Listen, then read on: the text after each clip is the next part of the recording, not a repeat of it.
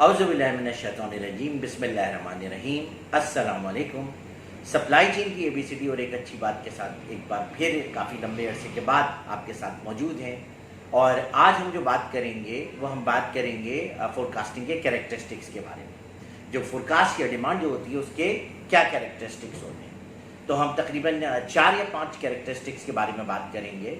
और उसके बाद मैं थोड़ा सा डिस्कशन करूँगा जो डिमांड कैलकुलेशन होती है उसमें एक चीज़ कहलाती है ऑब्जर्व डिमांड। तो ऑब्जर्व डिमांड और उसके कंपोनेंट्स के बारे में भी थोड़ा सा डिस्कशन करेंगे।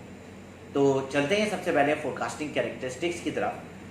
फोरकास्टिंग कैरेक्टरिस्टिक्स में जो सबसे पहला कैरेक्टरिस्टिक है फोरकास्टिंग का वो क्या है कि फोरकास्ट आर ऑलवेज रॉन्ग और फोरकास्ट कांट बी 100% एक्यूरेट। क्या मतलब हुआ कि फोरकास्ट जो है एक अंदाजा है, एक प्रेडिक्शन है। तो अंदाजा ये प्रेडिक्शन चाहे इंसान कितने ही एक्सपर्ट क्यों ना हो जाए, मगर जाहिर है क्योंकि इट्स ऑल अबाउट फ्यूचर, तो फ्यूचर के बारे में अल्लाह ताला की ज़ात के अलावा कोई भी 100% श्योरिटी के साथ नहीं जानता होता। तो इंसान कितने ही स्टैट्स लगा ले, कितनी ही टेक्नोलॉजी यूज़ कर ले, बट क्या है उसकी जो है फोरकास्टिंग में या उसके अंदाज़ा लगाने में कुछ ना कुछ एरर रह ही जाता है और वो कभी भी 100% एक्यूरेसी जो है वो अचीव नहीं कर पाता। बाज़ औक़ात ये ओवर फोरकास्टिंग की शक्ल में होती है, बाज़ औक़ात अंडर फोरकास्टिंग की शक्ल में होती है। पर फोरकास्ट का पहला कैरेक्टरिस्टिक ये फोरकास्ट कांट बी 100% एक्यूरेट और फोरकास्ट और ऑलवेज रॉन्ग भी इसको इस तरह से बोला जाता है कि यानी वो 100% एक्यूरेट कभी भी नहीं होती। दूसरा कैरेक्टरिस्टिक जो है जो इससे रिलेवेंट ही है वो क्या है कि forecast always have some estimate of error. कि फोरकास्ट में हमेशा कुछ ना कुछ एरर जरूर मौजूद रहता है। फोरकास्ट में हमेशा कुछ ना कुछ एरर जरूर मौजूद होता है। यानी अगर वो 99% सही है तब भी उसमें 1% एरर होगा, अगर 95% सही है तो 5% एरर मौजूद होगा। तो फोरकास्ट से जो है एरर को एलिमिनेट नहीं किया जा सकता। ये दूसरा कैरेक्टरिस्टिक है जो कि पहले कैरेक्टरिस्टिक से लिंक्ड है।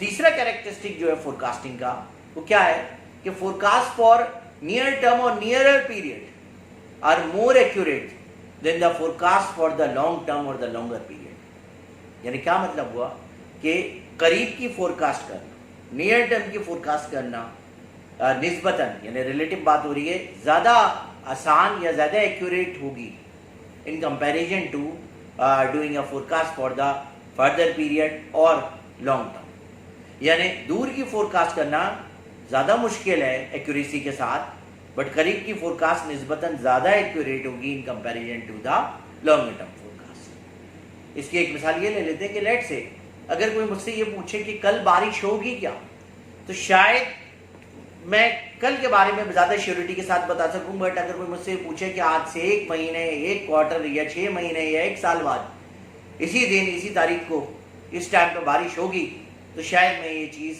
इतना सही से ना बता सकूं। सो क्या है मकसद के नियर टर्म की फोरकास्ट प्रेडिक्ट करना, उसका एक्यूरेट होना, इसकी प्रोबेबिलिटी ज़्यादा है in comparison to the long term forecast. और ये कॉमन सेंस की बात है। तो जब हम इंडस्ट्रियल प्रोडक्ट्स या नॉन इंडस्ट्रियल प्रोडक्ट्स में भी जहाँ कहीं भी फोरकास्टिंग कर रहे होते हैं तो करीब का अंदाज़ा लगाना, उसकी फोरकास्टिंग करना ज़्यादा आसान और ज़्यादा एक्यूरेट होता है इन कंपैरिजन टू द दूर की फोरकास्ट या दूर का अंदाज़ा लगाना और उसकी एक्यूरेसी को इंश्योर करना। जो लास्ट फोरकास्टिंग का कैरेक्टरिस्टिक है वो क्या है कि forecast at a product family level और in totality is more accurate than the forecast of the individual item. यानी कि अगर मैं फोरकास्टिंग करने जा रहा हूं और मैं किसी प्रोडक्ट फैमिली लेवल या टोटलिटी में, यानी लेट से अगर मैं होंडा कार्स हूँ और मैं ये बोलूँ कि भाई अगले क्वार्टर में मैं जो है वो 500 गाड़ियाँ सेल करूँगा टोटल, तो शायद वो फोरकास्ट ज़्यादा एक्यूरेट हो इन कंपैरिजन टू दैट कि मैं ये फोरकास्ट करूँ कि अगले महीने में 500 गाड़ियाँ बेचूंगा, 500 में से सिविक इतनी होंगी, सिटी इतनी होंगी, सिविक में टर्बो नॉन टर्बो जो है इतनी होंगी, सिटी में जो है वो मैनुअल और ऑटो इतनी होंगी, फिर उनकी कलर वाइज जो है सेग्रीगेशन, फिर इंटीरियर वाइज। तो इस हद तक ग्रैन्युलर लेवल पे जाके फोरकास्ट को एक्यूरेटली प्रेडिक्ट करना इतना आसान काम नहीं है और उसमें हमेशा ज़्यादा एरर मौजूद होगा in comparison to the forecast at a product family level और इन टोटलिटी। ये बिल्कुल वैसे ही है जैसे क्रिकेट में हम कभी बात करते हैं तो क्रिकेट में क्या होता है कि शायद 50 ओवर में कितने रन बनेंगे, 25 ओवर में कितने रन बनेंगे, अगले 10 ओवर में कितने रन बनेंगे, शायद ये बताना ज़्यादा जो है वो आसान काम होता है इन कंपैरिजन टू दैट कि कोई इस लेवल की इंफॉर्मेशन देना शुरू कर दे कि हर ओवर में कितने रन बनेंगे, हर बॉल पे कितने रन बनेंगे, हर बॉल पे क्या चौका पड़ेगा या छक्का पड़ेगा। तो मैं अक्सर जो है वो कहता हूँ कि ये लेवल जो है वो अचीव करना नेक्स्ट टू इम्पॉसिबल है। क्यों? बहुत ही ग्रेन्युलर लेवल पे जाके जो है वो फोरकास्ट को प्रेडिक्ट करना और उसकी एक्यूरेट होना जो है वो that is a difficult task, that is actually a difficult thing, क्योंकि उसमें वेरिएशन आ जाती है। तो दैट इज एक्चुअली व्हाट के ग्रेन्युलर लेवल पे फोरकास्ट को एक्यूरेटली प्रेडिक्ट करना is more difficult in comparison to the forecasting at a total level और टोटलिटी लेवल। तो ये तमाम इंडस्ट्रीज पे, तमाम प्रोडक्ट्स पे अप्लाई होता है। That is actually the fourth characteristic of the forecast. इसके बाद अगर हम बात करें जो एक और कैरेक्टरिस्टिक आमतौर पर डिस्कस होता है वो क्या है कि जितने ज्यादा सप्लाई चेन में इंटरमीडिएरीज इन्वॉल्व होते जाएं, यानी हम बात करें कि कंपनी हो गई, फिर उसके डिस्ट्रीब्यूटर हो गया, फिर उसका होलसेलर हो गया, और फिर रिटेलर हो गया, और फिर कंज्यूमर हो गया। तो जितने ज्यादा इंटरमीडिएरीज सप्लाई चेन में इन्वॉल्व होते जाएं डिस्ट्रीब्यूशन साइड पे, उतना ही ज्यादा फोरकास्टिंग एरर बढ़ता जाता है और इसी से एक फिनोमेना जो है वो प्रोड्यूस होता है, जन्म लेता है, that is actually known as bullwhip effect. जितने ज्यादा इंटरमीडिएरीज होते जाएंगे तो क्या होगा, हर कोई inventory buffer in anticipation of the demand, in anticipation of any you can say spike or upsurge in the demand, अपने पास ज़्यादा इन्वेंट्री होल्ड करना शुरू कर देगा और इससे क्या है बुलविप इफेक्ट टाइप जो है चीज़ें प्रोड्यूस होती हैं। So these are few characteristics of the forecasting। मैंने आपसे ये भी कहा था हम ऑब्जर्व डिमांड के बारे में भी बात करेंगे, यानी वो ऑब्जर्व डिमांड से मुराद कि वो चीज़ जिसके जरिए हम किसी कंपनी में किसी जगह डिमांड को कैलकुलेट करते हैं और उसके अगेंस्ट फिर जो है अपनी सप्लाई चेन कैपेबिलिटीज यानी सब डिमांड कैप्चर करेंगे, फिर सप्लाई प्लानिंग करेंगे, सोर्सिंग करेंगे, मैन्युफैक्चरिंग करेंगे और डिस्ट्रीब्यूशन प्लान बनाएंगे। तो ऑब्जर्व डिमांड जो है इसके दो कंपोनेंट होते हैं, एक सिस्टमैटिक कंपोनेंट और एक रैंडम कंपोनेंट। सिस्टमैटिक कंपोनेंट में फर्दर उसको जो है 3 सब कंपोनेंट्स में डिवाइड किया जाता है, या आप यूं कह लें सिस्टमैटिक कंपोनेंट जो है उसको कैलकुलेट करने के लिए 3 चीज़ों को अकाउंट फॉर किया जाता है। वो 3 चीज़ें क्या हैं? उनको हम कहते हैं level, trend and seasonality.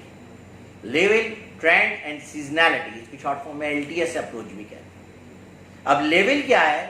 Level जो है वो उस पीरियड की डीसीजनलाइज्ड डिमांड है, यानी करंट पीरियड जिसके लिए आप फोरकास्टिंग कर रहे हो उसकी डीसीजनलाइज्ड डिमांड जो है वो ट्रेंड वो जो है लेवल कहलाती है। ट्रेंड क्या है? ट्रेंड उस पीरियड में जो उस फोरकास्ट में या तो कंसिस्टेंट ट्रेंड होगा, यानी ना कोई अपसर्ज आ रहा है ना डाउनफॉल आ रहा है, या डिक्रीजिंग ट्रेंड होगा या इंक्रीजिंग ट्रेंड होगा, जो कि अगले पीरियड में जाके जो है उसकी जो है जो आप कह सकते हैं एक्चुअल हैपनिंग जो है या वो वकूफ पजीर हो रहा होगा अगले पीरियड में जाके। सो ट्रेंड शो कर रहा होगा कि डिमांड इंक्रीज हो रही है, डिक्रीज हो रही है, कंसिस्टेंट। और तीसरी चीज क्या है? प्रिडिक्टेबल सीजनैलिटी, जो फ्लक्चुएशन हो रही है प्रिडिक्टेबल, तो वो सीजनैलिटी जो है वो तीसरी चीज है जो कि सिस्टमैटिक कंपोनेंट में ऑब्जर्व डिमांड के कैप्चर की जाती है। जो ऑब्जर्व डिमांड का दूसरा कंपोनेंट है वो है रैंडम कंपोनेंट। और रैंडम कंपोनेंट क्या है? अनप्रिडिक्टेबल होता है। और रैंडम कंपोनेंट में बहुत सारे फैक्टर्स होते हैं, मार्केट डायनामिक्स होती है, इकोनॉमिक सिचुएशन होती है, और बाद अगर कोई कैटास्ट्रॉफी भी होती है जैसे आजकल कोविड-19। तो आमतौर पे रैंडम कंपोनेंट जो है वो प्रेडिक्टेबल नहीं होता और इसकी वजह से सबसे ज़्यादा फोरकास्टिंग एरर जो है वो क्रिएट होता है ऑब्जर्व डिमांड। तो ऑब्जर्व डिमांड में जो सिस्टमैटिक और रैंडम कंपोनेंट होते हैं हमने वो भी कवर कर लिया। अब आते हैं आज की अच्छी बात की तरफ। आज की अच्छी बात के लिए सूरह काफ की आयत नंबर 8 जो है वो मैंने सिलेक्ट की है, और वो आयत क्या है? वो आयत ये है, बिस्मिल्लाहिर्रहमानिर्रहीम, तबसिरतुन व ज़िक्रा लिकुल्लि अब्दिन मुनीब। और इसका तर्जुमा है सूझ और समझ हर रुजू करने वाले के लिए।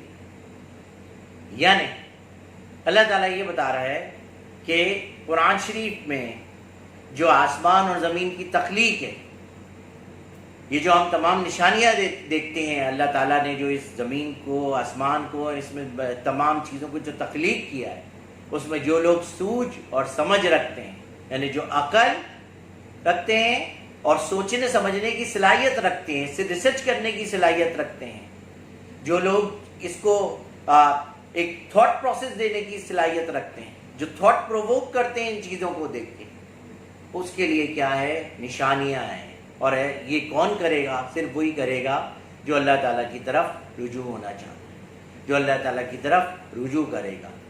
इसमें ये भी निशानी है कि अल्लाह ताला ऐसे रुजू करने वाले को वो सूझ और समझ अता करेगा, वो अक्ल और बुर्दबारी अता करेगा, ताकि वो सही रास्ते पर चल सके। तो इस अच्छी बात के साथ आपसे इजाज़त चाहूँगा। कल फिर एक अच्छी बात के साथ आपके पास हाजिर होंगे। अपना ख्याल रखिएगा। अल्लाह हाफ़िज़।